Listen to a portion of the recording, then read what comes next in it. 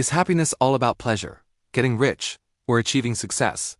What if I told you that one of the greatest philosophers in history, Plato, believed true happiness is something much, much deeper? Hello everyone, and welcome to Daily Philosophy, the channel where we break down big ideas and make them simple and easy to understand.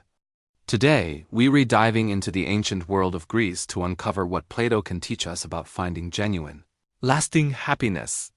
It's a lesson that's just as relevant today as it was over 2,000 years ago, so let's get started. Plato had this fascinating idea that our soul, or our inner self, is made of three distinct parts. First, there's the mind, which is our capacity for reason, logic, and wisdom. Think of it as the captain of a ship. Then, there's the spirit, which is our source of courage, ambition, and motivation. This is like the ship's engine driving us forward. Finally, we have our desires, our natural appetites for things like food, money, and other worldly pleasures. These are like the powerful currents of the ocean.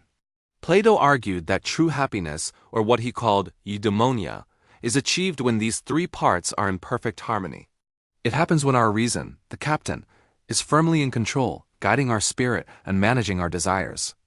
When your mind leads your actions and your courage supports your wisdom instead of your cravings, you achieve an inner balance. It's not about suppressing your desires or killing your ambition.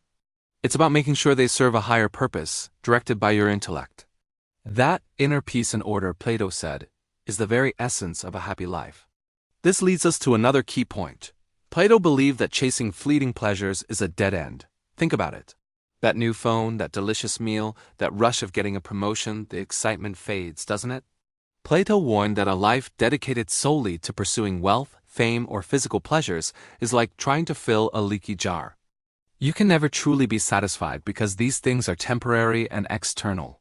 Instead, he argued that real sustainable happiness comes from within. It's found in cultivating virtues like justice, courage, and temperance. It's about living a good and righteous life, not just a life that feels good in the moment. True happiness is a state of being, not a collection of fleeting feelings. So how do we find this wisdom and virtue?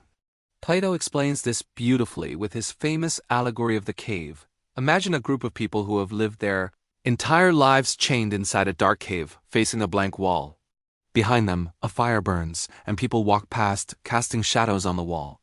For these prisoners, the shadows are their entire reality. They don't know anything else.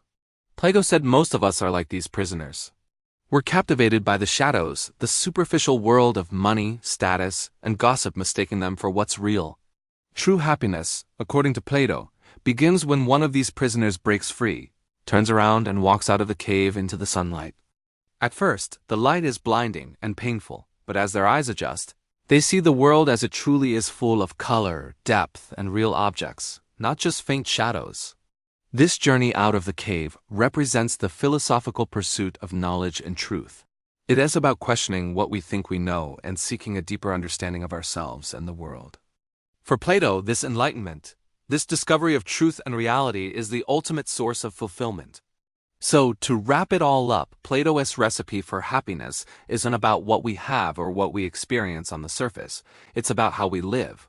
It's about cultivating an inner harmony where reason guides our spirit and desires. It's about choosing virtue over temporary pleasure and having the courage to step out of the cave to seek genuine wisdom and truth. Happiness, for Plato, is the beautiful, logical result of a well-lived, virtuous life. What do you think? Do you agree with Plato that true happiness comes from wisdom and inner balance, rather than from chasing pleasures?